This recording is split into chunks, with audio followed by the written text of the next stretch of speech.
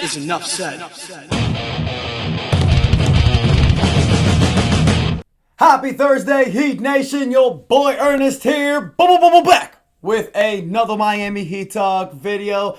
Guys, today is a great day. It is Thursday, November 6th. It is my daughter Lila's 7th birthday. Baby girl, I know you in school right now, but daddy's wishing you an amazing happy birthday. I love you so much. My birthday's on Saturday, so we ready to get this party bumping. So please join me as we go on another Miami Heat Talk adventure. Now, I am like 99.9999999% on cloud 9 today. I wish it'd be 100, but unfortunately the Heat lose to the Denver Nuggets last night. Did a short about it, but last night, but you guys know I like to talk about it in depth in the video. This sucks, you guys. The biggest thing that sucks is that Bam Adebayo goes down with a foot injury. He only played the first 8 minutes of the game. Had Bam stayed, I think the Heat would have finally beat the Nuggets in Denver. The last time the Miami Heat beat the Nuggets in Denver was 9 years ago, back in 2016. Denver just always has our number. But I will say this about last night's game, you guys. I'm seeing that this is a different Miami Heat team. Because the last few seasons, even the championship contending seasons when we had Jimmy Butler, even in the 2022 season when we were in the first seed, whenever we played Denver, especially at Denver, they'd beat the shit out of us. Now, the Miami Heat did beat Denver in the NBA Finals in 2023, but I was talking about the regular season. The last time we beat them was in 2016. Jimmy and the boys did get one game on them in the NBA Finals, but they got dropped. You know, when it comes to Denver against Miami, it's like Miami has no chance ever. Denver is always wiping the floor with us. The Joker is just this incredible unicorn. Jamal Murray's a beast. Aaron Gordon's a beast. Christian Braun's a beast. It is difficult to beat those guys. But we almost did it. Bam Adebayo goes out in the first quarter and you're thinking, Denver's going to win by 20, 30. Nah. Heat stay with them. The Heat fight. Heat catch a lead. They lose the lead, but they catch it again.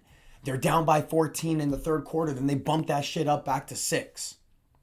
Last night, you get great contribution from players like Andrew Wiggins, Norman Powell, Jaime Jaquez. They all score over 20 points.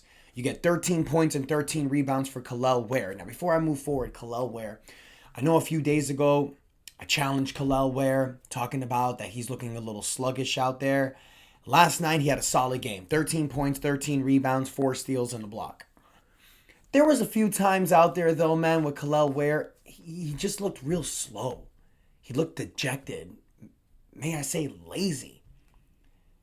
And the Denver Nuggets just beat the crap out of the Miami Heat in the offensive rebounds. They were leading the offensive rebounds in the first half 14-1. They were just having a field day against Miami on the boards. And I just looked at Kel'el Ware and was like, grab the rebound, bro. He was getting out-rebounded by so many players. I know he had 13 rebounds. He should have had 20, 25 with the amount of misses that he should have grabbed. Denver was just dominating on the boards. And when a team out-rebounds you like that, it's really difficult to beat them.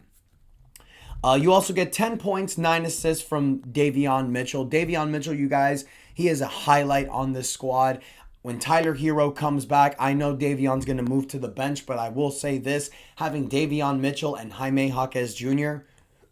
coming off your bench, that's a great thing to have.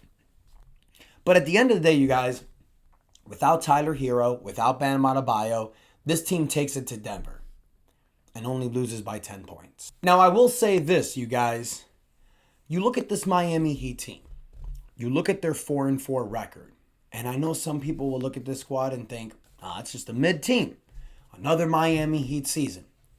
The Heat started 3-1 and then go 1-3. So I understand how people may look at that and think that this is a very mid-season. But look at these losses that the Miami Heat had. You lose by 4 against the Orlando Magic in your game opener. That should have been a win. Thanks, Bam. You lose 107-101 against the San Antonio Spurs. And then you lose 130-120 against the Los Angeles Lakers. 2 games where you don't have Norman Powell and Tyler Hero. And then the loss last night against the Nuggets in 10 points. None of these losses were blowouts. None of these losses in my opinion, show that this Miami Heat team is trash ass. Because last year, trash. Big time. But then you look at this roster this season, and what do we see? We see a competitive team. We see a team that fights. We see a team that doesn't give up. We see a team that when there's injury to their best players, it is literally next man up mentality. We haven't seen that since the 2023 NBA playoffs. It is a breath of fresh air to look at this roster and to think you got a squad of dogs that no matter what, when called upon, they're going to fight and they're going to do everything they can to win. You got guys like Pallel Larson, who doesn't even play the first few games, is injected into the starting lineup, averaging 12 points a game being a starter.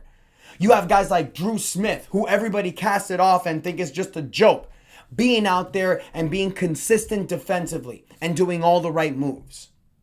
You have a little bit of issues with certain players. You have a little bit of concern, but overall, this Miami Heat team is a great team.